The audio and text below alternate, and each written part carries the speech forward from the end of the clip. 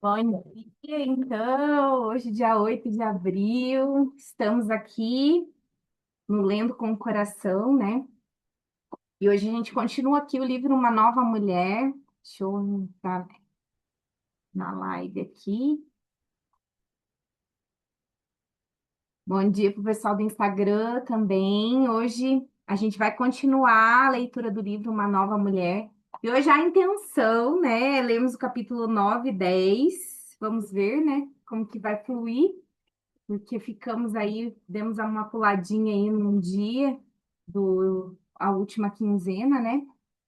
Eu estava no formação de renascimento e mas tá bom, vamos ver se hoje a gente consegue ler, é, ver dois capítulos, né? E depois a gente encerra a gravação que vai para o YouTube e ficamos com o nosso grupo de partilhas aqui, que é sempre muito rico e traz muitos insights. Acaba sendo um grupo terapêutico mesmo, de trocas maravilhosas que a gente vivencia aqui. Então, para quem está aí no Insta, quem quiser vir pessoalmente, me manda mensagem para entrar no nosso grupo do WhatsApp, aqui onde eu posto os links dos.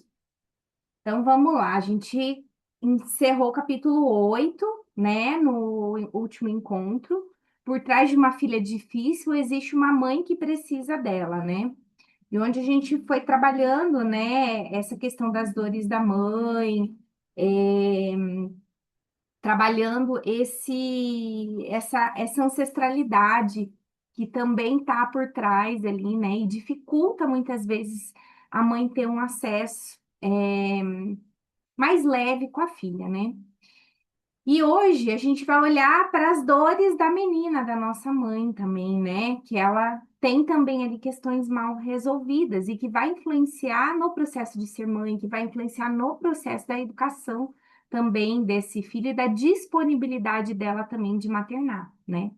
Então, da mesma maneira que a criança se volta para a mãe em busca de atenção, a filha adulta anseia pelo olhar da mãe e pela aprovação que ela pode lhe dar. Então, quanto ainda a gente está preso nessa necessidade de aprovação da nossa mãe para a nossa vida. Nenhuma flor cresce sem raiz, e na vida de uma mulher não é diferente. Mesmo que ela não conheça a história da mãe e das ancestrais, ainda é por meio delas que tudo avança e que o que não foi visto será revelado. E aqui a gente pode colocar um adendo que nos nossos períodos menstruais, no nosso sangramento mensal, esse processo de revelação de dores ele se torna ainda mais potencializado. Porque o nosso útero, né, ele abre esse portal com as nossas ancestrais e com as dores. Então, mulheres que têm dificuldade ali no processo menstrual, muita cólica, principalmente, né? Muitos processos ali, mioma e fluxo muito intenso, coisas assim, precisa estar olhando para essa história de dor das ancestrais. Porque quando a gente menstrua, abre esse portal.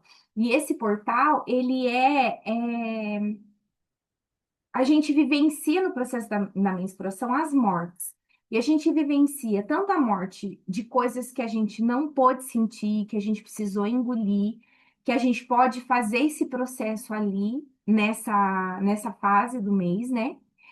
Ou seja, de coisas atuais, quanto de coisas transgeracionais, de coisas passadas e de questões, às vezes, sociais também. Então, é um momento, por isso que fala, né, que a menstruação é um momento de recolhimento, que é para a gente dar morte, mas não é só morte a esse feto a esse óvulo que não originou um filho, mas sim a todos os processos que a gente viveu e que também não tão assim resolvidos dentro da gente. Então, é um lugar que a gente se recolhe, descansa e vive esses processos de morte. Então, a menstruação ela vai ser muito reflexo disso. A filha não precisa buscar histórias e tampouco acreditar em tudo que viu e ou ouviu da mãe como a verdade do seu coração. Pois, como sabemos, a mãe, assim como a filha, são mulheres passíveis de cometer erros. É, porém, ainda pior insistir em acreditar no que outros falaram dela.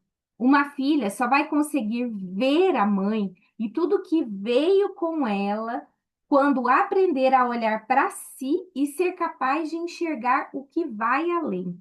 Então, o quanto é importante esse lugar da gente perceber que não somos nós, é todo um sistema atrás de nós.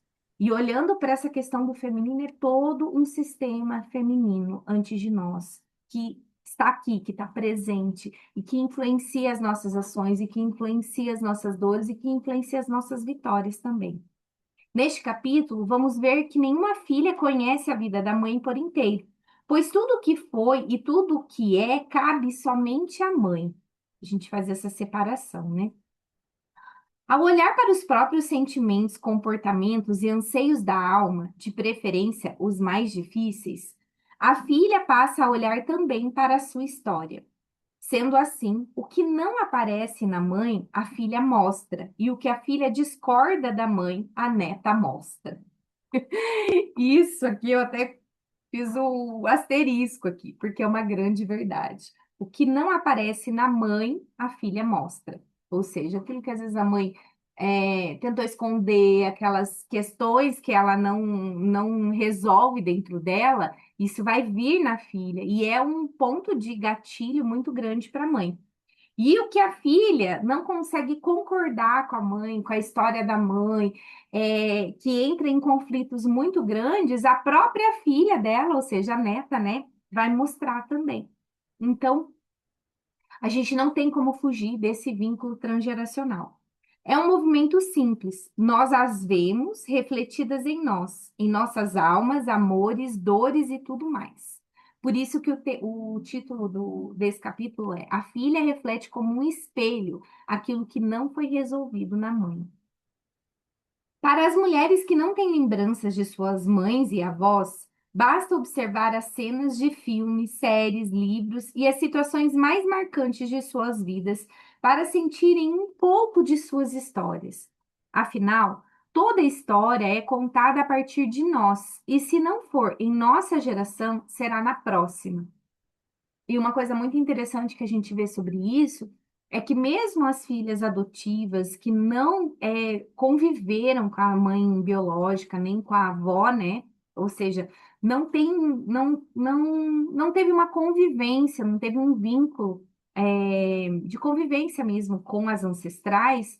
Mesmo assim, elas vão manifestar em formas de atitude, em formas de repetição de padrão, em formas de talentos também a história dessas ancestrais. Na escuta terapêutica, percebo a falta, e ela coloca essa falta entre aspas, que as filhas sentem da mãe quando não lhes chegou o acolhimento, o cuidado, o carinho, a dedicação, o apoio e incentivo materno para crescerem com tranquilidade e segurança. Elas se veem separadas da mãe pelo coração, pois não reconhecem que receberam amor e, para se protegerem, evitam nutrir qualquer sentimento por elas. Isso aqui, e ela fala mais lá na frente, geralmente quando existe um amor interrompido, ou seja, por alguma questão, né, o filho não conseguiu receber esse amor da mãe, não conseguiu sentir a disponibilidade da mãe. Quando ele buscava a mãe, esse acesso não estava fácil. Isso pode acontecer por uma ausência que a mãe precisou ter quando principalmente ali do 0 aos 2, 3 anos, essa primeira infância, da primeira infância, né?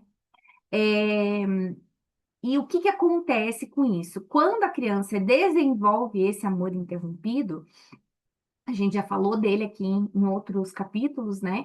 É, ela vai ter a dificuldade na vida, nas relações dela também de confiar no amor do outro. E também de buscar o amor do outro, também de buscar o amor da mãe. Então fica como se fosse uma parede mesmo nas relações, como se tivesse assim algo difícil de entrar nessa vulnerabilidade. Por quê? Porque a criança, até quando ela nasce, ela não se identifica. Ela não percebe, ela não se identifica como um ser separado da mãe. Ela se identifica como se ela e a mãe fossem a mesma coisa. Quando ela vai crescendo e ficando com mais autonomia, aprende a comer, aprende a andar, aprende no banheiro, né? E isso vai, tirando essa identificação completa de eu sou minha mãe. E esse processo todo, o que que a criança faz de autonomia assim que ela nasce? Ela começa a respirar por ela. É a primeira coisa que ela faz. Depois ela vai, aprender a mamar, mas ela depende do seio da mãe, ela depende que a mãe alimente.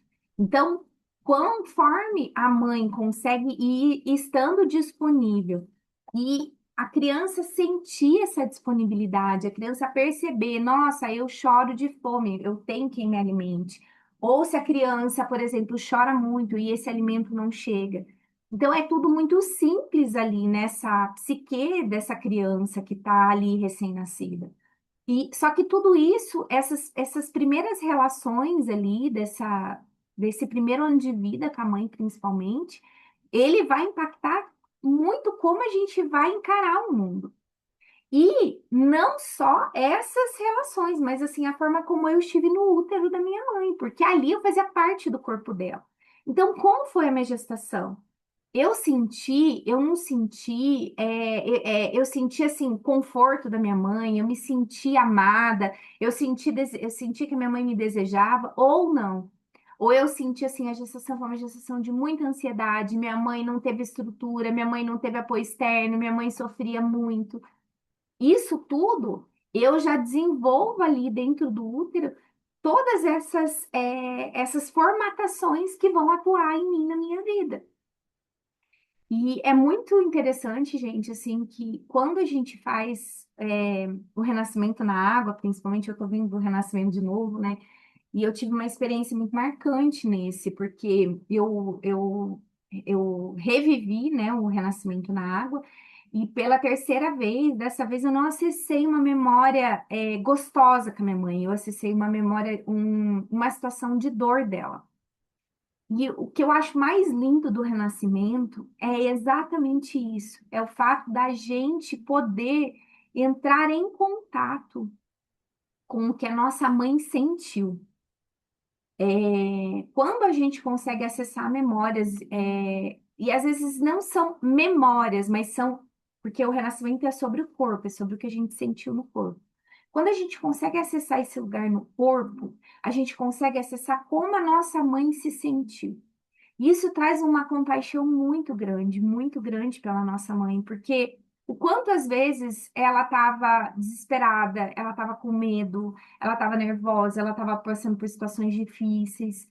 E quando a gente acessa esses sentimentos no nosso próprio corpo, é muito incrível porque assim, isso traz uma compaixão que sentimento não é algo que a gente pode controlar, ele chega ali, ele chega e ele traz esse medo. Então, o quanto a nossa mãe tinha capacidade de autorregular, né, quando estava grávida de nós, a maioria delas não, né? E a gente sentiu tudo isso e veio para o mundo carregando isso também.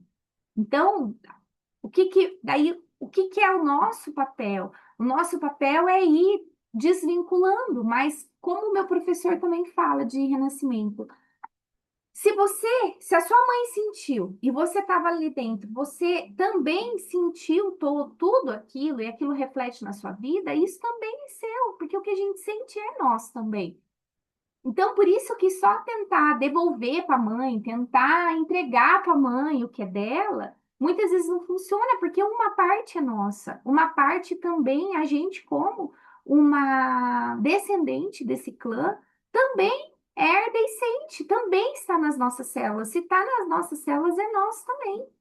Então, ficar só nesse movimento de tipo, eu devolvo para você, ele não vai ter efetividade porque uma parte é minha. Agora, quando eu me desidentifico daquele sentimento primário que era da minha mãe e que por muito tempo eu carreguei, entende? É diferente.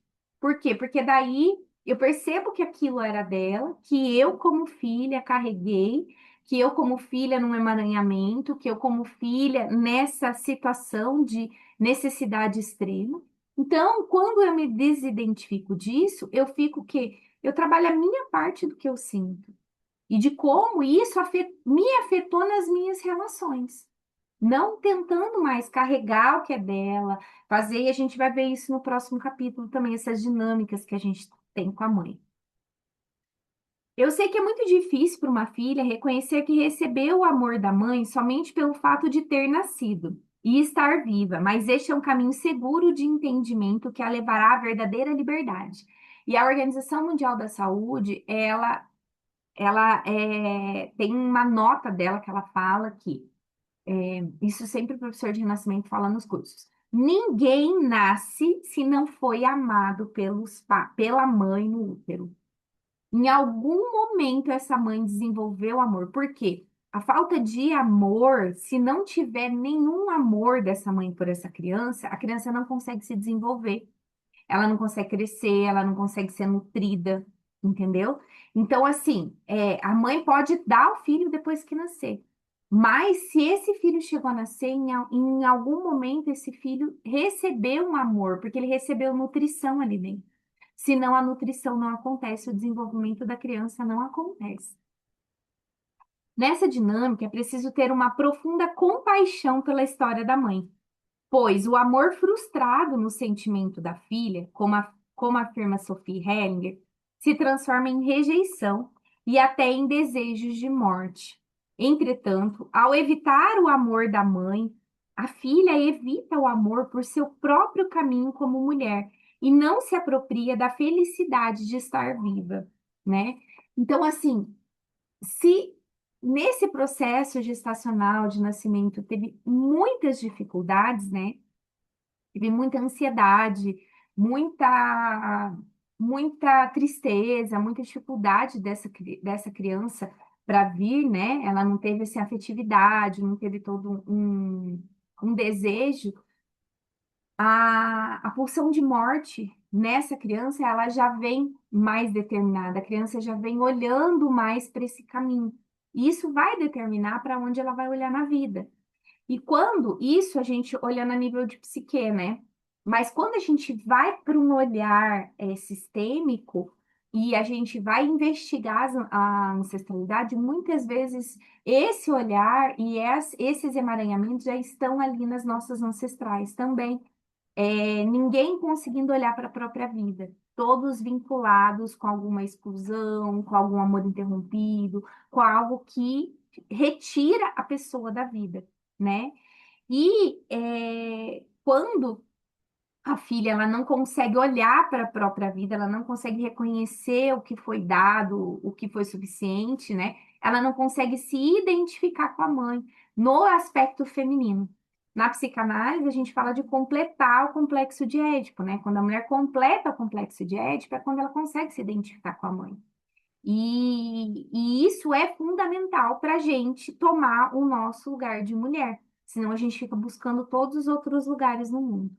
Então, esse hoje é uma dos trabalhos, né, que a maioria das mulheres tem feito, né?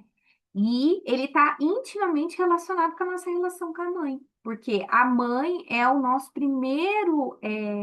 a primeira apresentação do feminino. Por isso que ela fala que, ao evitar o amor da mãe, a filha evita o amor por seu próprio caminho. Como a gente já viu no capítulo passado, a autoestima da mulher está ligada ao quanto ela conseguiu tomar sua mãe.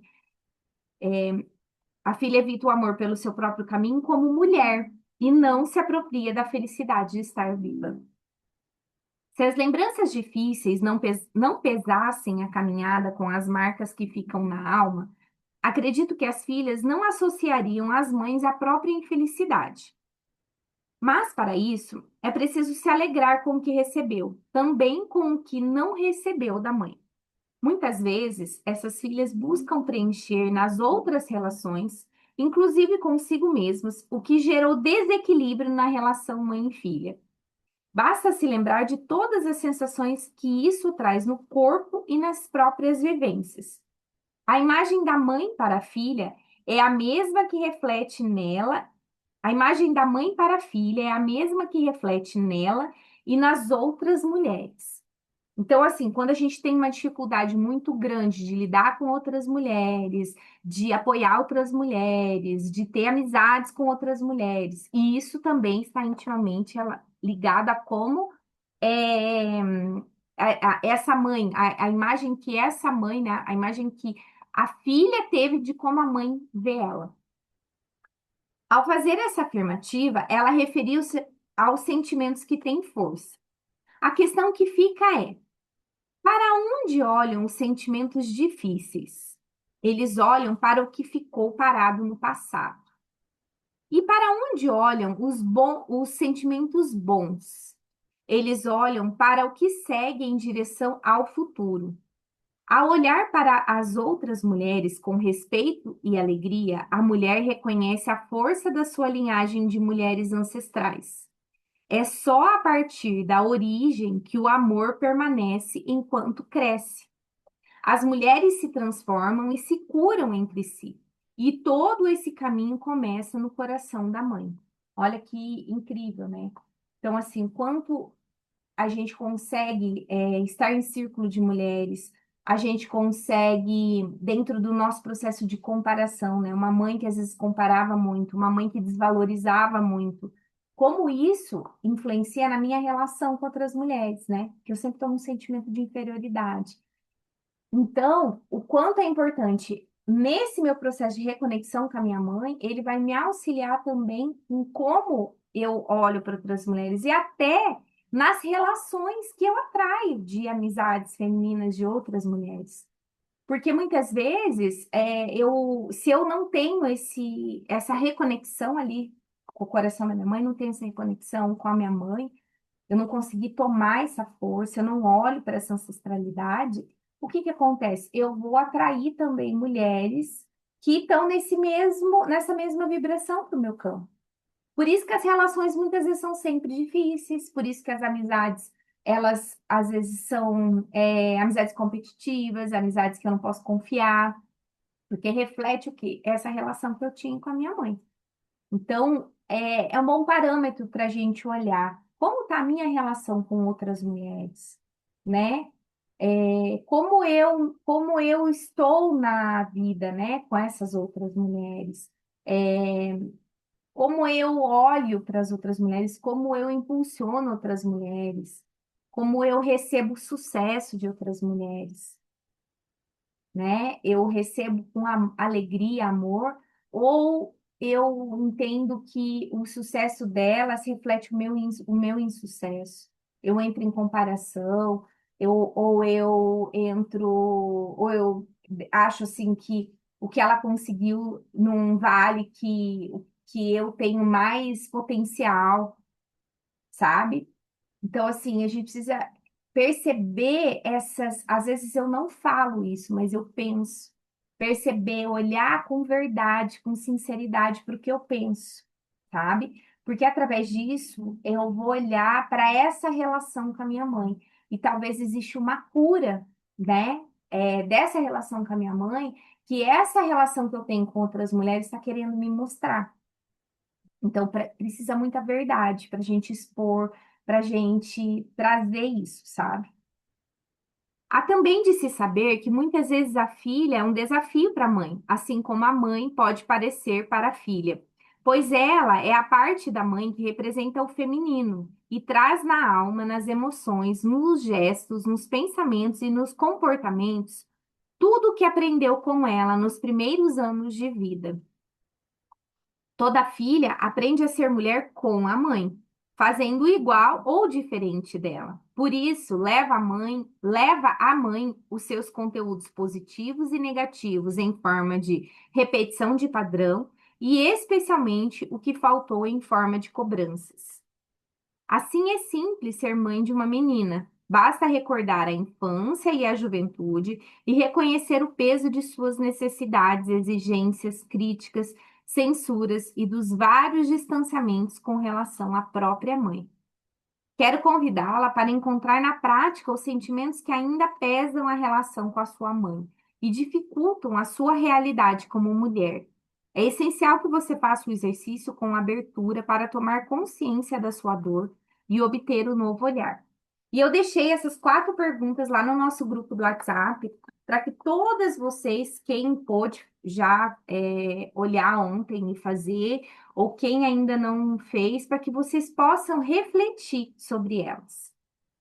E se vocês puderem escrever, é melhor ainda. Por quê? Toda vez que a gente elabora uma escrita, o que que a gente está fazendo? A gente está tirando o conteúdo nosso do consciente, mas a gente consegue adentrar um pouco nesse inconsciente também, nesse pré-consciente para trazer isso. Então, às vezes, a gente começa a escrever uma coisa, por exemplo, essa primeira pergunta: em quais momentos você desejou que a sua mãe fosse diferente? Talvez você comece a escrever alguma coisa recente, que está mais na sua memória, que você foi buscar com ela e ela não foi possível te dar. Mas daí, a partir disso, é como se a gente puxasse um fio, sabe? E esse fio vai trazendo outras coisas. Então, assim, em todos os momentos da minha vida eu senti isso. Então, assim, quando você se permite ir ali lembrando, e escrevendo, é muito bom, por quê? Porque você vai trazendo tudo isso. A outra forma é quando a gente faz isso em terapia, né? Terapia falada, onde a gente vai estruturando, né?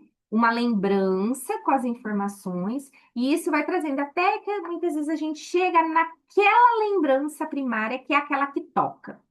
Então, quando a gente consegue atingir aquele lugar de, essa memória engatilhou, eu senti aqui, ó, senti minha garganta fechar, senti o frio no estômago, senti uma vontade de chorar. Quando a gente chega nesse lugar, muitas vezes é o lugar onde aquela memória que está sendo repetida, né, em diversas situações da minha vida, está fixada. Onde aquilo doeu muito, onde aquilo gerou alguma frustração, algum sentimento de humilhação, algum trauma, né? Então, por isso que quando a gente responder as perguntas e com muita sinceridade trazendo, se permitindo pegar esse fio e vendo se você consegue chegar na outra ponta dele. É muito importante. Então, em quais momentos você desejou que a sua mãe fosse diferente? Gente, todo mundo, não existe um filho que em nenhum momento na vida não desejou uma mãe diferente. Não existe um filho que, às vezes, lá na infância, olhou para a mãe do coleguinha e a mãe do coleguinha fez alguma coisa que, tipo, nossa, marcou ele e que ele queria muito que a mãe dele fizesse. Todos nós, porque de certa a gente é movido pela falta. Então, assim, nenhuma mãe consegue dar absolutamente tudo para o filho, por mais curada que ela seja. O segundo, quais mudanças você esperou que a sua mãe fizesse? Então, quando vocês estão ainda nesse lugar de tipo assim, não conseguir aceitar a mãe como ela é, ainda faz algo que tipo espera que a mãe faça diferente. Ainda insiste em questões e situações que para ver se sua mãe age de forma diferente, né? A terceira, quais foram os pedidos que a sua mãe nunca conseguiu realizar? E aqui talvez seja alguma coisa lá da infância que ainda pega. Pode ter sido às vezes uma boneca, pode ter sido às vezes um presente, pode ter sido às vezes um carinho. E muitas vezes isso ainda está ressoando na sua vida. Para quem tem dificuldade de lembrar de coisas da infância, busca dentro dessas perguntas memórias mais atuais. Então, assim, o que que eu pedi recentemente para minha mãe que a minha mãe não conseguiu fazer para mim? E que me deixou chateada, me deixou frustrada. Não tem problema se eu sou adulta. Eu esperei dela e ela não deu conta de fazer. Então, assim, o que que eu esperei que ela não deu conta de fazer? Eu vou dar um exemplo aqui para vocês disso.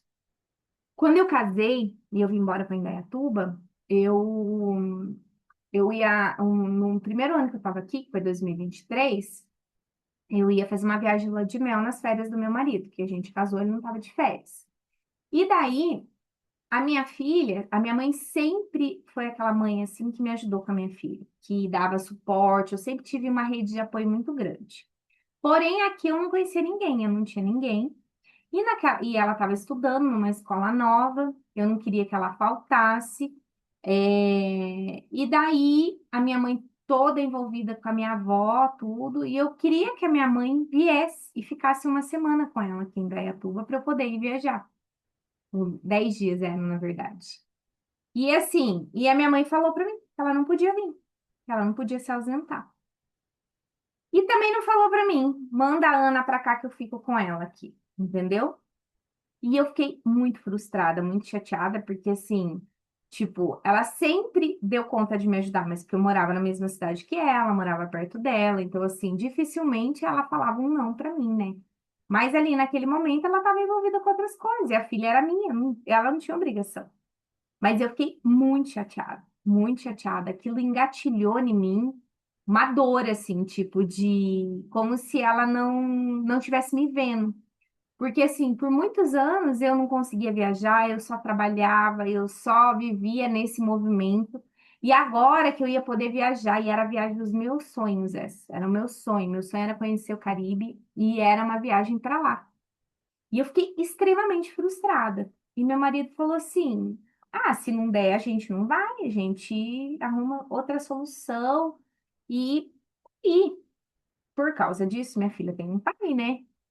Só que ela nunca foi, não tinha, nunca tinha ido ficar tanto tempo com o pai dela. Então, o que que aconteceu ali nesse processo? Eu precisei falar pro pai dela e pedir para ele ficar com ela. E eu falei, ela vai faltar uma semana na aula. Quando eu falei, ele falou: eu preciso pedir uma ajuda para minha mãe, para minha irmã, porque ele viaja, não para lá. Ele falou assim: mas eu te dou uma resposta. E o que que aconteceu? Para minha surpresa, ele arrumou um jeito de ficar esses 10 dias com ela. E daí, uma coisa que era para ter sido assim ruim, ficou melhor, porque ela ia ficar com o próprio pai. Então eu podia ir mais tranquila ainda, porque é obrigação dele tanto quanto minha, né? Ficar com os filhos. Então eu não precisei esperar assim um favor de alguém, né? Porque ele não estava fazendo favor por mim, ele estava ficando com a própria filha. E daí foi muito tranquilo. E depois disso eu falei, nossa, o que esse não, né? Trouxe, porque se não trouxe a minha humildade, né? Que eu nunca pedia, né? Que eu nunca fazia, que eu nunca colocava. Então, trouxe a minha humildade para eu pedir para o pai dela e principalmente para eu dar mais acesso dela para o pai. E eu percebi o quanto eu também não fazia isso. Então, quantas vezes, assim, algo que a nossa mãe não consegue realizar para a gente, abre um lugar muito mais profundo, um lugar de muito, que pode ser muito melhor na sua vida, né? E, assim, para mim isso foi uma lição muito grande, assim, porque o que eu senti naquele momento do não dela foi a minha criança. Agora eu não vou poder viajar por sua culpa. Foi exatamente isso que eu pensei, gente, como adulta, mas a gente pensa. A quarta pergunta: se a sua história com a sua mãe fosse exatamente como você sonhou, como estaria a sua vida hoje? A minha é bem provável que eu não estaria aqui, estaria lá colada no umbigo dela, né? Porque eu não teria conseguido me separar, né? É, a minha e a de, eu acredito que a maioria de nós. Mas cada um olha para tudo que ainda busca da mãe, para tudo que ainda espera da mãe e pensa como que seria, né? Se a mãe fosse tudo isso que você imagina e sonha, o que que estaria diferente na sua vida, né? Isso é uma boa, é um bom exercício para a gente fazer. Então, assim, se esmerem nessas perguntas para vocês mesmos, para ver o quanto ainda existe de cobrança, né? E o quanto existe ainda de falta de aceitação. E daí ela fala assim: ao responder essas perguntas, você verá que em alguma situação a filha é um desafio para a mãe. Apesar dos diferentes perfis de mulheres, confesso que desconheço a existência de uma filha que não carregue uma crítica ou uma exigência com relação à mãe. Eu também desconheço. Porém, a mãe dá à filha aquilo que ela própria é. E, mesmo que pareça pouco, dar a vida e deixá-la crescer é o seu maior gesto de doação. Mas nos extremos entre mãe e filha, as consequências dessa relação são desastrosas, pois tanto a mãe que se ausenta quanto a mãe que a superprotege alimenta-se da energia da filha por não estar ligada com o que ela realmente sente. E é uma verdade. Em qualquer idade, a filha anseia pelo olhar da mãe e luta por seus cuidados. Na fase adulta, porém, deve adquirir a consciência de que nem sempre esse olhar garantiu-lhe bem-estar, né? Que é quando a gente fala cuidar da própria vida, né? Quando a mãe reconhece os próprios vazios e consegue reagir a eles, é capaz de sintonizar com os sentimentos e compreender as reais necessidades da filha sem fazer projeções. Isso aqui, gente, é uma verdade muito grande. Eu tenho uma filha adolescente, né? E assim, o quanto eu projetava as minhas faltas nela, né? E ainda se não cuidar projeto. E ainda se não cuidar projeto. Então, assim, o quanto a gente ainda espera que a filha, né, traga, né, isso, essa falta ainda que existe na gente. A gente faz a mesma coisa. As nossas mães fazem muitas mesmas coisas com a gente também, né? Então, conforme, para quem é mãe, quando ela começa a curar essa relação, esse laço, essa vinculação com a mãe, né? Ela consegue ir melhorando isso, automaticamente ela libera a própria filha, que ela não precisa ficar se nutrindo da filha. Quando Então, assim, esse é um movimento de muita cura, muita cura. Eu já comentei aqui que a psicóloga da minha filha um dia me chamou para falar sobre esse processo nosso de vinculação, o quanto ela sentia que a minha filha não tinha um vínculo frouxo comigo. E daí eu fui olhar isso e eu falei assim, eu também tenho com a minha mãe. E daí eu fui entender que eu precisava, para estreitar mais isso com ela, né, para que a gente pudesse se aproximar mais, para que eu pudesse ser presente como eu gostaria, né, exercer mais esse papel orientador, esse papel de mãe mesmo, né, de apoio. Eu precisava também trabalhar mais com a minha filha, com a minha própria mãe, porque você não consegue dar o que você também não tem. Então, você precisa se liberar ali dessas expectativas para poder liberar o outro também. Então, por isso que é um processo de cura transgeracional mesmo que a gente faz, quando a gente olha para tudo isso. Por exemplo, imagine uma criança engatinhando para longe da mãe, em direção aos brinquedos, e sempre olhando para trás a fim de confirmar que ela continua lá. Ao mesmo tempo que busca o olhar de proteção da mãe, ela também deseja aprovação para seguir com a aventura.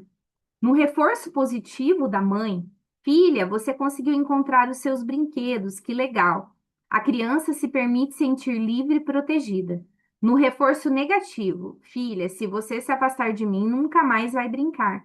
A filha entende que a tentativa de fazer por si mesma é uma escolha ruim e não sente o seu desejo validado. Então, o quanto ainda os nossos desejos estão presos nessa validação da nossa mãe, de acordo com os medos, as inseguranças dela. Muitas vezes, ela não faz algo que é simplesmente para ser ruim para você, mas é porque é do que ela está preenchida. Se ela está preenchida de medo, de ansiedade, de insegurança, o que que ela vai passar para a criança? É isso. Agora, se ela está preenchida de autoconfiança, de autoestima, de segurança, o que que ela consegue passar para a criança? Então, percebe? A gente consegue dar o que a gente tem. É que nem o terapeuta, ele consegue levar o outro pelos caminhos que ele consiga aprofundar. Se não, não consegue. Não é teoria, não é teórico isso é prático, é interno.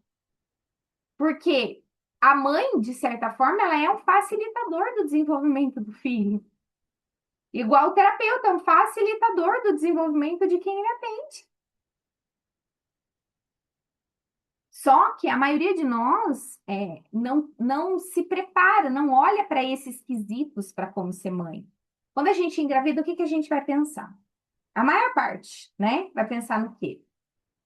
Se for uma gravidez planejada ali, que a pessoa estava querendo, deixa eu só fechar aqui para não ficar fazendo barulho. Se for uma gravidez planejada, que a pessoa, vamos supor, estava querendo o filho, tudo, o que que ela vai pensar? No enxoval, no quartinho do bebê, no teste da sexagem, porque daí ela vai querer fazer o chá revelação, no, nas fotos da gestante, da barriga, né? No parto, que ela de repente vai querer ter, a maioria opta por fazer uma cesárea, né? Então vai se preocupar com isso. Daí ela vai se preocupar com o carrinho, com o bebê conforto, com o quartinho, com tudo isso. Em qual momento dessa gestação a mãe olhou para se preocupar assim, com uma amamentação, com olhar para as inseguranças, para o medo que ela está sentindo ali, gestante?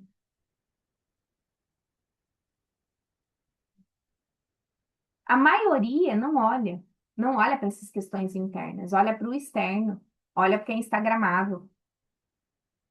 E daí o que que acontece? Daí, quando ganha o nenê, entra em contato com uma realidade de maternidade que não é o que o Instagram passa. Porque por mais que eu me prepare para não dormir uma noite inteira, né? Se eu não conseguir dormir, por mais que eu me prepare para isso, a realidade de não dormir uma noite inteira vai pesando e vai cansando. Quando ela é engravida, ela procura saber como que foi a própria gestação da mãe, como que ela estava, se a mãe conseguiu amamentar, se a mãe teve problema com leite, se o parto foi difícil. Ela pergunta como foi a gestação da mãe, da avó, porque tudo isso a gente reproduz, mas a gente não faz isso. Porque isso exige um olhar para dentro, isso exige uma preparação. E é uma pena, porque assim, o quanto a gente poderia se preparar melhor para que essa criança, desde a gestação, ela possa ter um ambiente mais confortável. Confortável em termos de segurança, de como a mãe se sente. Porque isso vai influenciar toda a vida dela. Aquele quartinho, aquele berço com 2, 3 anos já não vai servir mais. Mas o que ela sentiu, como ela sabia se autorregular ali na gestação, como ela se preparou com as deficiências dela para conseguir nutrir o filho, não só de leite, mas assim de acolhimento, de abraço, de cuidado, o quanto ela se preparou com isso, vai influenciar a vida dessa criança para o resto da vida. Então, é muito profundo. Só que, assim, hoje que a gente está começando a falar disso, né? A nossa geração está começando a falar disso, a nossa geração está começando a olhar para isso. Então, são assuntos que a gente precisa estar trazendo mesmo. E isso vai trazer toda essa influência depois na nossa vida.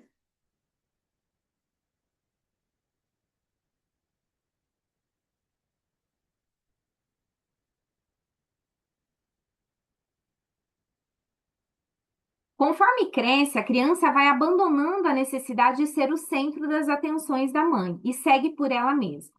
Contudo, afirma Bassol, quando a mãe exige que sua filha a espelhe, em vez de ela servir como espelho para a criança, olha a diferença disso aqui.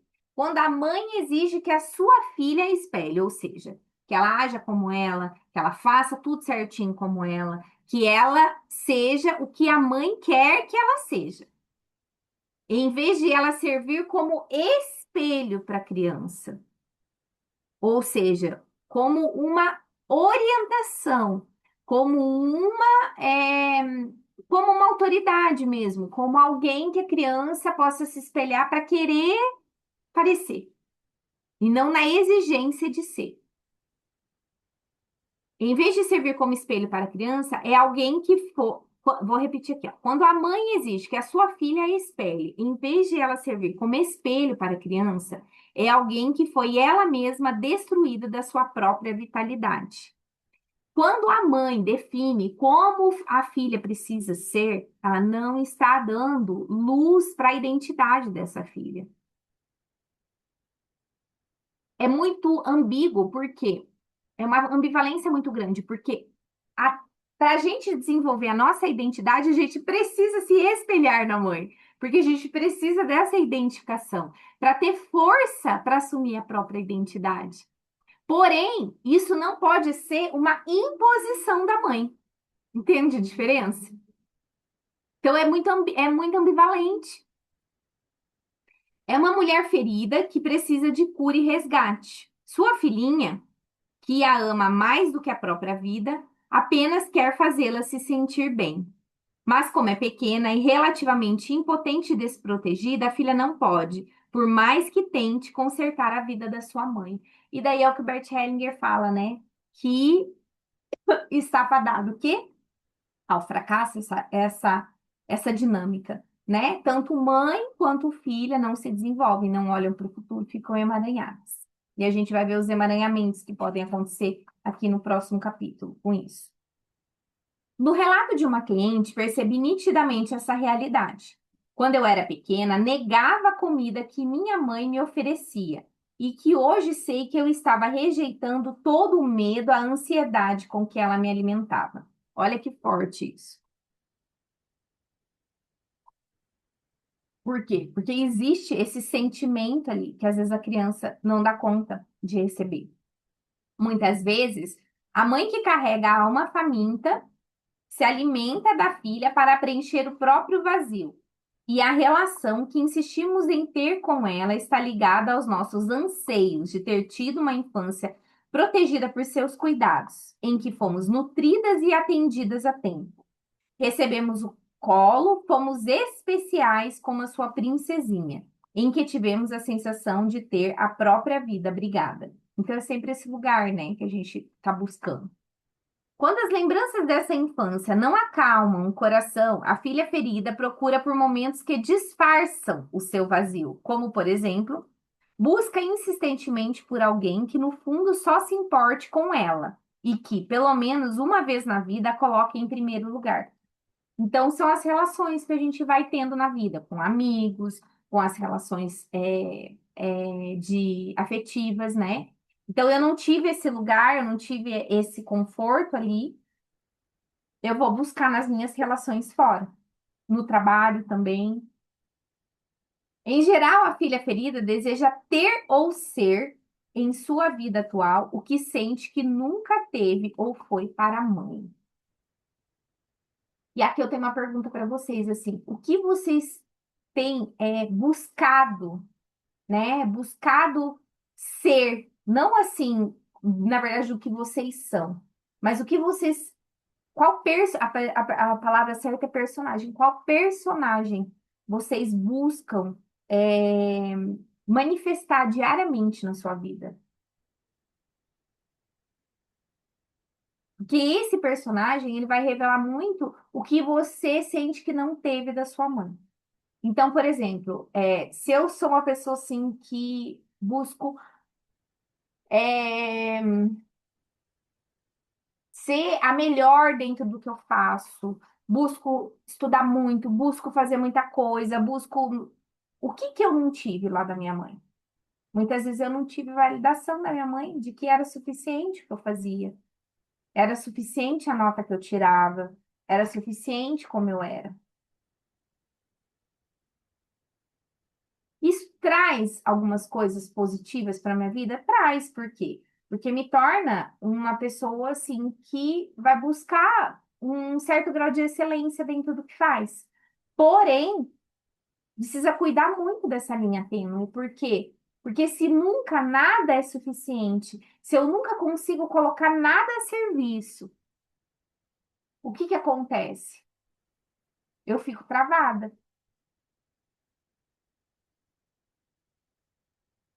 Então, cada um precisa refletir ali, aí dentro do seu processo.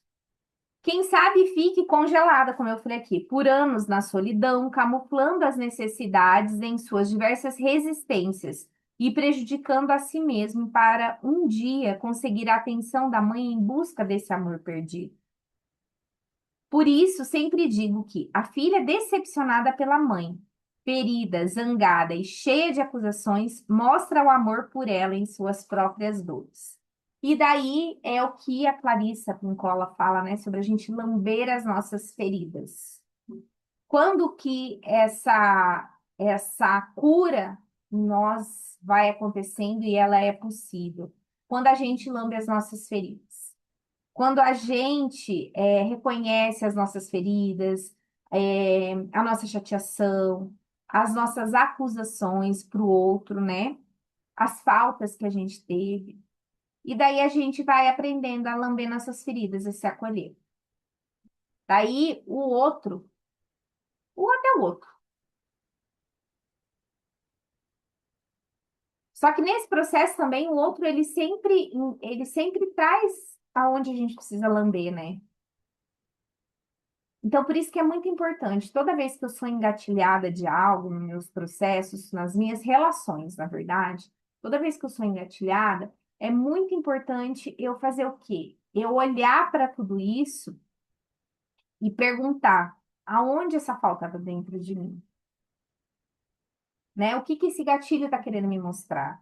O que que isso que foi despertado em mim está querendo me mostrar? Porque é algo que está faltando dentro. Então, daí cabe a mim preencher, cabe a mim olhar, cabe a mim, se é uma ferida de dor, cabe a mim lamber ela para ela cicatrizar.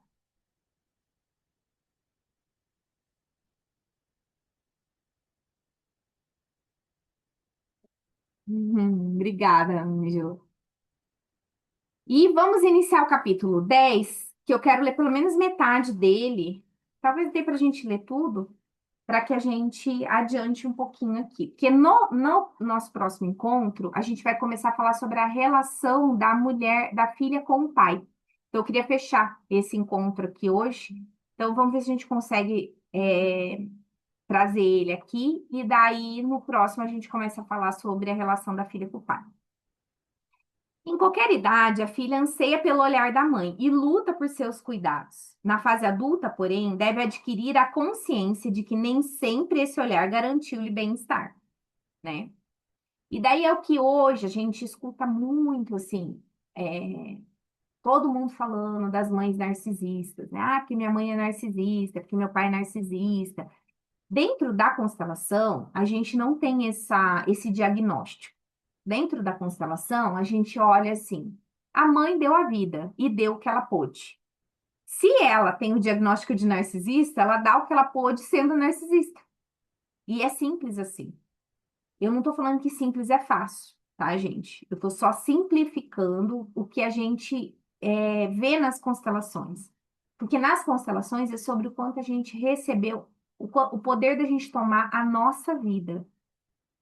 Porque, como adultas, o poder de tomar vida nos libera para sermos quem a gente quer ser, independente se a gente teve uma mãe narcisista, uma mãe protetora, uma mãe super protetora, uma mãe heroína, uma mãe brigona, independente da classificação dessa mãe.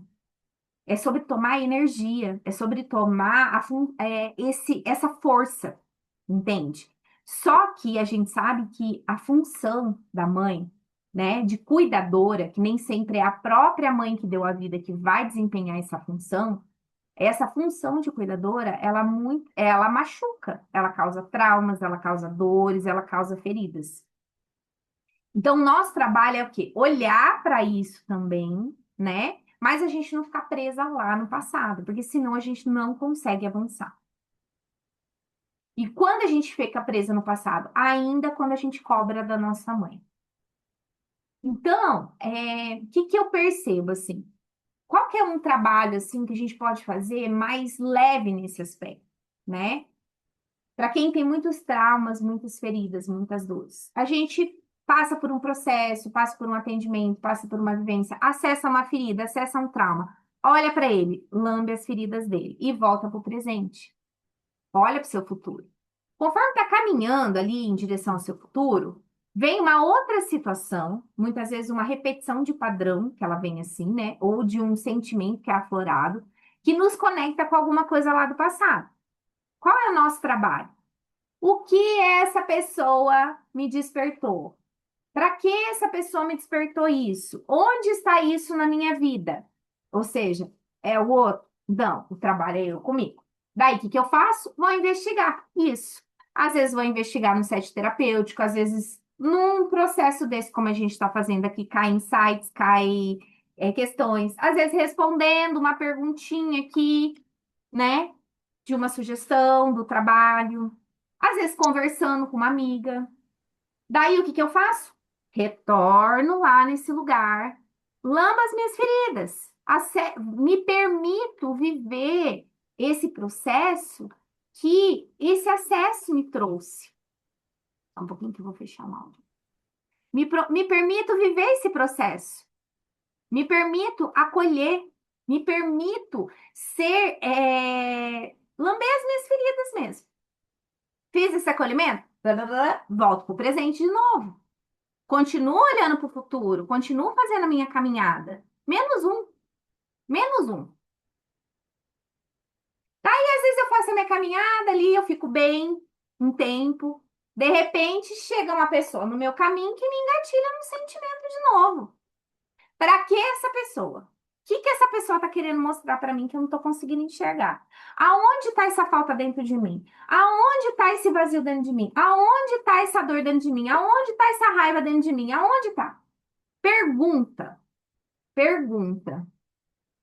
Conforme você vai perguntando, para quem tem a rotina de meditar, pergunta antes de meditar. Às vezes vem um insight.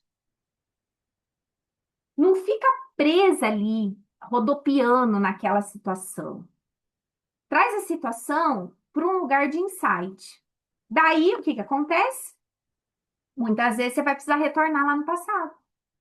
Então, para quem faz análise, isso ajuda muito, por quê? Porque sempre traz o conteúdo e muitas vezes consegue elaborar ali. Para quem não faz e faz outros tipos de terapia, faz outras coisas, também isso sempre vai ajudar. Daí, quando a gente olha, identifica, a gente fica pronta. Às vezes, eu vou num grupo de renascimento, eu tô com aquele sentimento muito mal. Respirei, não achei nada, mas saí bem. Integrei aquilo. Então, existe um ponto final dessa cura, gente? Não existe, existe um processo. Só que o que que a gente vai percebendo? Tem como a gente fazer processos e tendo já resultados durante isso. Não precisa chegar lá num processo final só. A gente, conforme a gente vai caminhando e a gente vai olhando com mais leveza para os desafios que se apresentam, o que que acontece? A gente vai resolvendo eles no caminho. E daí, uma coisa assim que eu percebo que é muito importante é que quando eu começo a olhar para essas questões com leveza, quando eu comecei a adquirir músculo dentro de mim. E aonde está esse músculo? Está em aprender a colher as dores da nossa criança. Esse músculo está muito forte aí. Porque quando eu consigo me conectar com a minha menina, eu faço o quê? Eu percebo quando ela está ativa. Eu percebo quando alguém chegou e engatilhou ela. E daí é aonde eu consigo fazer os trabalhos com ela. Daí é aonde eu posso acolher, daí eu acolho, fica mais leve aquela situação. E daí não vai sendo mais igual os processos iniciais, que são quando a gente começa a olhar para o autoconhecimento, quando a gente começa a buscar essas coisas, que assim, é processo muito panqueira, sabe? Às vezes a gente fica preso naquilo lá, traz muito sintoma, traz muita coisa, ele vai ficando mais leve, porque a gente vai entendendo que o outro está para espelhar para a gente. E quanto mais a gente usa isso a nosso favor, mais leve fica. Então, nesse capítulo 10, o tema é: muito amor é medo de ser deixada. Quando amamos demais, indiretamente dizemos: por favor, não me deixe. Por quê? Porque eu preciso ser muito para o outro não me deixar, né? Então, não é o que eu sou, é o que eu tenho. Então, o meu amor, tudo que eu faço, tudo que eu mostro, tudo que eu. É a forma como eu tento segurar o outro, mas é uma tentativa vã. Ao contrário do que parece, esse amor é vazio e guarda uma perigosa intenção sobre a outra pessoa.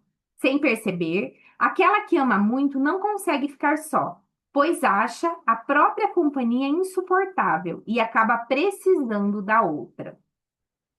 Por isso que A gente fala muito nos processos. Suporta a solidão.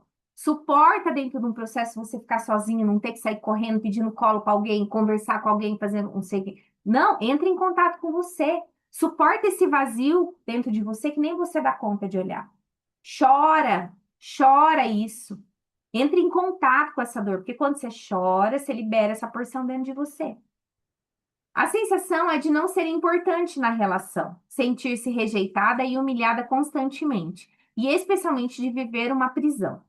Nesse capítulo, vamos constatar que muito amor empurra a pessoa amada para fora da relação e, ao mesmo tempo, reforça a dor do abandono. E daí eu já deixo aqui uma questão. Você sentiu abandonada quando era criança pelo pai ou pela mãe? Sentiu que não era prioridade? Sentiu que era sempre deixada de lado? Se a sua resposta é sim, pode olhar nas suas relações. Porque você geralmente atrai o quê? Pessoas que vão trazer esse sentimento para você. Para que você vá lá nesse sentimento original e olhe para esse sentimento original. O que acontece quando apertamos fortemente um frasco de creme? Todo o conteúdo transborda, certo? Assim acontece com as relações sufocadas por um amor que está longe de ser real, pois tudo começa no amor próprio. Aprender a gostar da própria companhia e não ter medo de conviver consigo mesma é o movimento mais saudável para amar ao outro. Anos atrás, né, milênios atrás, Jesus Cristo já trouxe esse ensinamento para nós. Amar ao próximo como a ti mesmo. Ele nunca falou, vai lá e ama o outro, mas dá tudo de você. Ele sempre equivaleu isso. Ama a si primeiro e depois ame o outro como você ama a si. Para Bert Hellinger, o amor é em primeiro e em último lugar uma necessidade. É uma necessidade assim de sobrevivência. Todos nós precisamos do amor, né? E esse se sentir amado, ele é completo quando a gente se ama em primeiro lugar. O fracasso, inclusive em relacionamentos, ou na tentativa ou falta de amar a si mesma, esconde geralmente um movimento que foi interrompido precocemente e que, quando criança, a filha não pôde continuar. Nesse caso, a sensação de perda protege a criança da dor do amor, pois o movimento em direção à mãe e muitas vezes ao pai permanece interrompido na alma dela. E a cada sentimento de fracasso, a experiência é repetida, mas não solucionada. O amor e a dor se unem nesse momento. Qual é o objetivo das repetições na nossa vida, gente? Repetição de padrão, tanto repetição de padrão, né, ancestral aí do nosso sistema, como repetição de situações nossas na nossa vida. Qual é o objetivo disso? O objetivo é nos mostrar para onde a gente precisa olhar. Existe um trauma primário, onde muitas vezes a gente ficou fixada, que não foi resolvido. Uma dor que o nosso aparelho psíquico não deu conta de suportar. E daí ele fixou. Ele ficou lá, preso. E ele geralmente fez o quê? Jogou para o inconsciente. Porque como ele não dá conta, ele joga para o inconsciente. E daí, como que a gente vai entrar em contato com isso? Trazendo esse sentimento, vivendo situações repetitivas na nossa vida. E daí, quando a gente repete essas situações, a gente vai olhar para falar assim: a gente precisa puxar, a partir dessa repetição mais recente, um fio da onde está a minha fixação, da onde eu estou presa lá atrás, da onde está aquela dor. Então, isso é muito importante para quê? Para a gente. Porque quando a gente vê, quando a gente acessa aquilo que a gente sentiu, porque não é só ver, só relatar, a gente precisa sentir. Quando a gente entra em contato com aquilo que a gente sentiu, com a dor, e na maior parte das vezes é lá na infância, com a dor que aquela criança teve, o que que acontece? A gente, como adulta agora, com todo o aparelho psíquico desenvolvido que a gente tem condições de deixar aquilo ir. A gente tem condições de liberar aquilo. Então, a frase libertadora para a filha que se sente fracassada é: por favor. Por isso que o Bert usava as três frases: sim, por favor e obrigada. Sim, eu tomo tudo como foi. Por favor, me tome como sua filha. E obrigada pela vida. Pois apenas com esse movimento a força é incluída, o amor dos pais é reconhecido e a dor do abandono se acalma. Com certeza existem livramentos disfarçados de fracassos, porém, é no sucesso que honramos a nossa origem e crescemos com a nossa história. Caso perceba que o que ficou no passado abriu espaço para algo maior, faça uma reverência aos seus familiares e agradeça com sinceridade aquela situação difícil. Só assim o sucesso se alegra. Então não é no movimento eu sou melhor do que você, né? Mas é no movimento. Eu vejo sim, eu vejo todas as dores, eu vejo a que custa minha vida chegou, né? E eu vejo também o quanto eu estava amando vocês repetindo isso.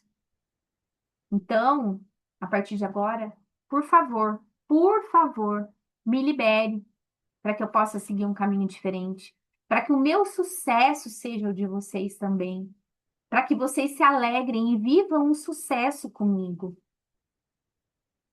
Isso tem muita força, tem muita força. Quanto mais a gente sente essas palavras quando a gente fala, mais a gente abre o caminho para isso realmente ter ação no nosso coração. Porque simplesmente ser falado sem sentir também não vira essa chave interna. E aqui ela traz as três dinâmicas que acontecem. Eu vou ler elas e daí a gente para na página 113 para continuar a partir do próximo encontro. Antes eu do que você, mãe. Na expressão antes eu do que você, a filha não suporta imaginar a possibilidade de a mãe vivenciar uma experiência dolorosa, adoecer ou morrer. Essa dinâmica é muito comum com filhas que têm mães depressivas, muito doentes, sabe, que não tinham força para a vida, entregues ali olhando para a morte. Mães que olharam para a morte de alguma forma, sem estar disponível mesmo como mãe ali. A filha, ela toma esse lugar de antes eu morro do que você, mamãe. Ela se disponibiliza a fazer pela mãe, fica a serviço das suas dificuldades e corre o risco de prejudicar a si mesma. É capaz de reproduzir cenários destrutivos e sente que só vai prestar para a mãe se antecipar seus problemas. Então, assim, mesmo às vezes a adulta está sempre ali, querendo salvar a mãe, querendo fazer tudo pela mãe. Não consegue ver a força da mãe. A filha se abre para a lealdade cega de se sacrificar pelo amor da mãe e se desestrutura ainda muito jovem em suas relações. Esse amor é como uma arma que serve para combater a dor familiar, mas aumenta o sofrimento de todos. Então, muitas vezes, esse movimento de antes eu do que você até combate, até auxilia no sofrimento geral, né? Porém, vou dar um exemplo. Vamos colocar assim que os pais estão com dificuldade financeira. Uma mãe que gasta a vida inteira gastou mais do que tinha condições. E a filha sempre ali, começou a trabalhar sempre suprindo as necessidades da mãe, sempre suprindo as necessidades da mãe. Ela se casa, ela tira da própria subsistência, de um lazer da família, de algo assim, para suprir a necessidade da mãe. E nunca consegue suprir. Nunca consegue suprir. E daí, quem que afunda? Afunda a mãe, afunda a família de origem, afunda ela própria e afunda a família que ela tá agora. Porque ela não consegue tomar o lugar dela ali na família que ela tá. Ela tá conectada com essa mãe, tentando salvar essa mãe, mas sempre se afogando junto com ela. Aqui, ó. A Jana trazendo aqui. Essa fui eu. E daí, quando ela falar não e querer assumir o lugar dela da própria vida, e deixar a mãe com os BO dela, entendeu? Ela vai ser ruim. E vai ser muito ruim mesmo. Porque ela fez a vida inteira, como é que ela não faz agora? E daí a gente precisa saber sustentar esse lugar de ser adulto, de não agradar a todos, de ser ruim. Porque pelo menos, se a minha mãe não quer olhar para ela, se a minha mãe não quer fazer o trabalho dela, eu faço o meu. E eu fazendo o meu, quanto eu vou estar liberando meus filhos disso? Né? A segunda dinâmica, eu por você, mãe. Na expressão eu por você, Se a mãe foi uma pessoa difícil, controladora, manipuladora, possessiva, incapaz de amar e de se fazer presente, a filha a representa sendo uma mulher pela metade. É a dinâmica especial das filhas de mães narcisistas, essa. Eu por você. Em alguns casos, a filha tenta ensinar a mãe como ser uma mulher forte e disposta. Em outros, a filha julga a mãe incapaz de conseguir e faz por ela, né? Tomando o seu lugar. Na maioria das vezes, repete o padrão emocional adoecido da mãe, né? Então, assim, o quanto esse lugar dessa mãe adoecida, a filha não consegue sair dessa dinâmica. Ela não consegue sair dessa preocupação de como a mãe é. Então, ou ela tem que consertar a mãe, ou ela tem que o tempo inteiro estar mandando. E daí a mãe precisa diminuir ela para tentar ser melhor que ela. E daí elas ficam nesse ciclo interminável. Porque sempre quando ela tenta ensinar a mãe, o que que a filha está esperando? Agora minha mãe vai aprender, porque eu tô ensinando ela. Agora eu tô dando as dicas para ela. Porque eu estudei, porque eu tô no caminho da espiritualidade, porque eu fiz isso, aquilo, eu sei mais. Então, assim, eu vou conseguir mostrar para ela o que ela precisa fazer. E daí, o que que acontece? A filha fica presa no universo da mãe do mesmo jeito, né? Então, e ela vai conseguir ser mulher, ela não consegue tomar, porque a mãe é muito ruim para ela, entende? A mãe, ela é tudo que ela não quer ser. E no fundo, muitas vezes ela acaba repetindo muito do que a mãe é nas próprias relações. Essa lealdade de fazer pela mãe não significa que a filha dá algo a ela, mas que, olha isso, olha como que a lealdade se mostra, gente. A filha serve a vida tentando fazer diferente dela, que, em sua opinião, não conseguiu servir a si mesma e muito menos a família. Então, quando eu olho para minha mãe com menosprezo muito grande de como ela é, de como ela criou, de como ela foi esposa, de como ela foi mãe, do jeito que ela vive a vida dela, né? Sempre achando que não foi nada bom, eu passo uma vida inteira tentando, com uma energia para querer fazer tudo diferente do que ela foi. E o que que acontece com isso? É claro que eu vou falhar. É claro que eu vou falhar. O grande conflito é que a filha pode repetir relações com as mesmas carências, que geralmente é o que acontece, sem enxergar que são armadilhas compulsivas para ficar contra a mãe. Por esse motivo, carrega as histórias difíceis da mãe e tenta continuar a caminhada sem tê-la presente no coração. Aqui, ó. Por esse motivo, carregar as histórias difíceis da mãe e tentar continuar a caminhada sem tê-la presente no coração é o mesmo que não estar pronta para estar livre para o próprio caminho. Por quê? Porque a minha dedicação está em resolver as questões da minha alma. Então, assim, uma grande coisa que a gente vê, principalmente nas filhas de mãe narcisista, qual é o o movimento da vida dessas filhas, entender o narcisismo, estudar sobre narcisismo, saber como é o narcisismo. É uma vida tentando saber como vai fazer com a pessoa narcisista.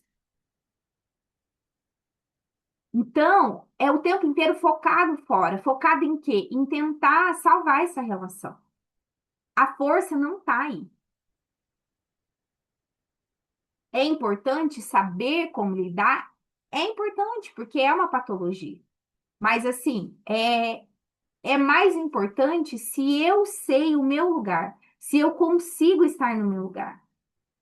Então, observar a mim, entender as minhas deficiências, as minhas dificuldades, as minhas carências.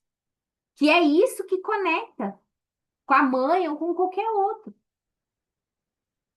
Fazer por mim.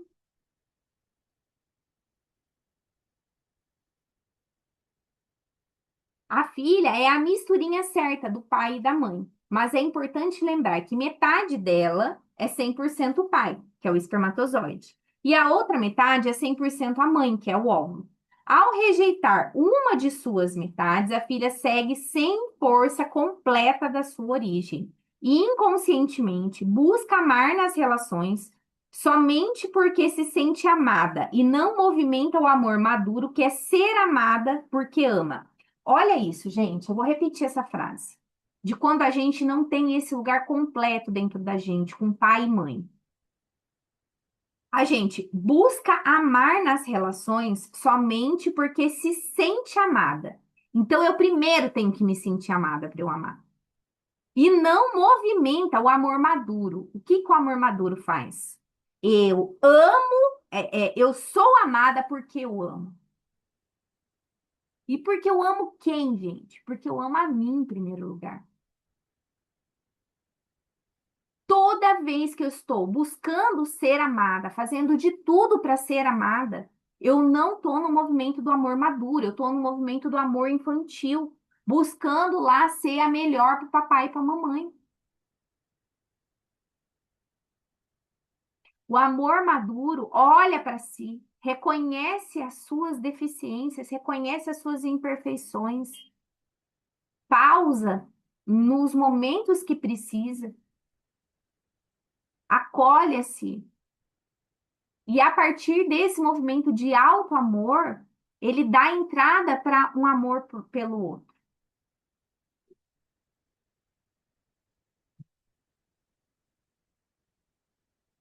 Então eu vou repetir isso. Quando a filha não tem a força completa da sua origem, inconscientemente busca amar nas relações somente porque se sente amada e não movimenta o amor maduro, que é ser amada porque ama. Isso é literalmente viver a vida pela metade. O amor não está, o amor é. Ele não está aqui porque eu sou amada ou porque o outro faz isso para mim. Ele é porque eu sou o amor. Jesus falou isso. Eu sou o amor. Nós, todos nós aqui estamos aqui porque nós somos imagem e semelhança de Deus, frutos da criação e de uma criação de amor. Então, quando eu me conecto com o amor que eu sou, com a semente divina, com a centelha divina que eu sou, eu posso amar o outro. E eu também posso amar ele como ele é, sem precisar exigir que ele seja isso, isso e aquilo que eu quero. Eu posso deixar ele também ser a expressão divina dele.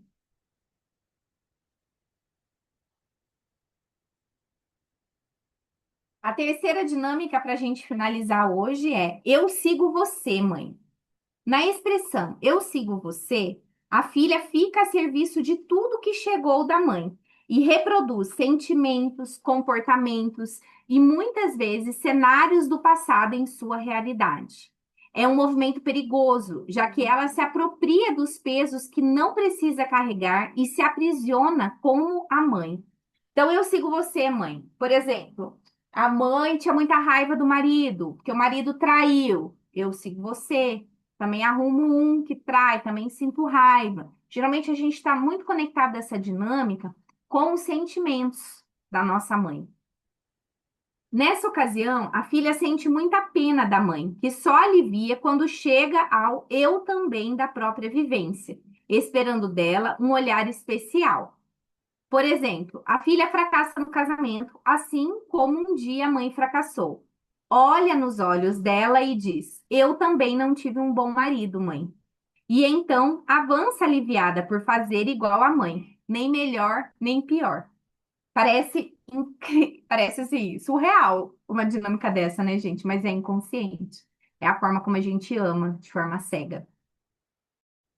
Muitas causas de adoecimentos, fracassos, perdas, mortes e despedidas difíceis estão ancoradas na necessidade que a filha tem de seguir a dor da mãe para receber o seu amor legítimo, entre aspas, do qual não abre mão, independentemente do preço que vai pagar como mulher. Em razão disso, repetir o padrão de dor da mãe é um sacrifício desnecessário por parte da filha, que só se vincula a um amor cada vez mais doente. A mãe é aquela que amou primeiro, pois quando deu vida à filha, internamente expressou: Não vejo apenas você, vejo o rosto de Deus em você. A mãe é aquela que amou primeiro, pois quando deu vida à filha, internamente expressou: Não vejo apenas você, vejo o rosto de Deus em você. Exatamente por causa disso, a filha não precisa desconfiar ou colocar à prova esse amor. Em algumas histórias, faltou o amor da mãe por si mesmo e, por consequência, pelos cuidados com a filha. Na falta desse amor, ela carrega uma criança sacrificada dentro dela, já que procura pelo amor da própria mãe. Não há problema em seguir a mãe na parte boa da vida, como mulher, esposa, mãe profissional ou em outros setores que ela se realizou. Mas somente permaneça no lugar de filha. Assuma a liberdade da sua geração. Aprenda a viver com maior espaço para mudanças e vai fazendo por você com autonomia e sem culpa. Em qualquer idade, a filha anseia por seu amor original, porém é na fase adulta que ela consegue reconhecer que tem o suficiente da vida. E no próximo encontro, a gente vai continuar. A vida só ensina a quem quer aprender, aos demais ela doma. E vamos entrar na relação com os pais, tá bom? Obrigada quem esteve aqui do Instagram. Vou encerrar.